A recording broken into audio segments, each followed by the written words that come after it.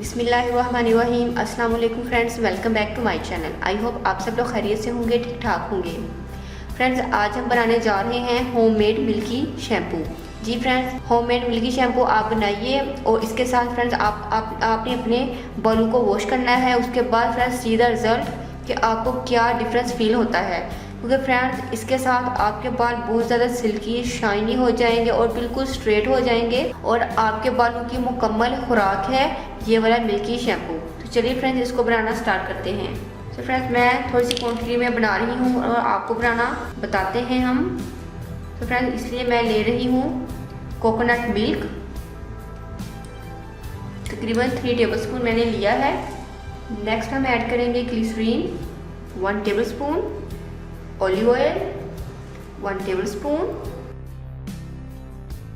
तो फ्रेंड्स आपका ये मिल्की शैम्पू रेडी है। फ्रेंड्स आपने अपने ड्राई बालों में इसको शैम्पू की तरह लगाना है और लगाकर फ्रेंड्स आपने अपने बालों को वॉश करना है। फ्रेंड्स आप 5 मिनट के लिए छोड़ सकते हैं और फ्रेंड्स इसको लगाकर आपने पहले हल्का सा मसाज करना है ताकि जो आपके तमाम बाल हैं उसके अंदर इसका मॉइस्चर चला जाए, ताकि आपके बाल बिल्कुल स्ट्रेट हो जाएं। फ्रेंड्स उसके बाद 5 मिनट्स के बाद फ्रेंड्स आप अपने बालों को वॉश कर लीजिएगा। फ्रेंड्स फिर आप रिजल्ट देखिएगा कि आपके बाल कितने सिल्की होते हैं, कितने स्मूथ हो जाएंगे और शाइनी हो जाएंगे। और फ्रेंड्स ये आपके बालों के लिए बहुत ज़्यादा बेस्ट है। ग्लिसरीन भी आपके बाल को बहुत ज़्यादा नरम करेगी। कोकोनट ऑयल तो होता ही बालों के लिए बहुत अच्छा है और ऑलिव ऑयल भी आपके बालों के लिए बहुत ज़्यादा बेस्ट है। तो तमाम की तमाम चीज़ें अच्छी हैं। सो फ्रेंड्स इसको आपने ज़रूर यूज़ करना है। फ्रेंड्स आप इसको वंस अ वीक यूज़ कीजिएगा तो पूरा वीक इंशाल्लाह आपके जो बाल हैं, अगर आप इसको अपने बाल को दोबारा नहीं वॉश करते तो फ्रेंड्स पूरा 1 वीक आपके बाल बिल्कुल सिल्की और स्मूथ रहेंगे। और अगर आप दोबारा किसी और शैम्पू से इसको वॉश कर लेंगे तो फ्रेंड्स आपकी जो बालों की जो सिल्कीनेस है और सॉफ्टनेस है वो ख़त्म हो जाएगी। आप अगर दोबारा चाहते हैं कि आपके बाल दोबारा से सिल्की हो जाए तो फ्रेंड्स आपने दोबारा से इसको बनाना है और उसके साथ अपने बालों को वॉश कर लीजिएगा।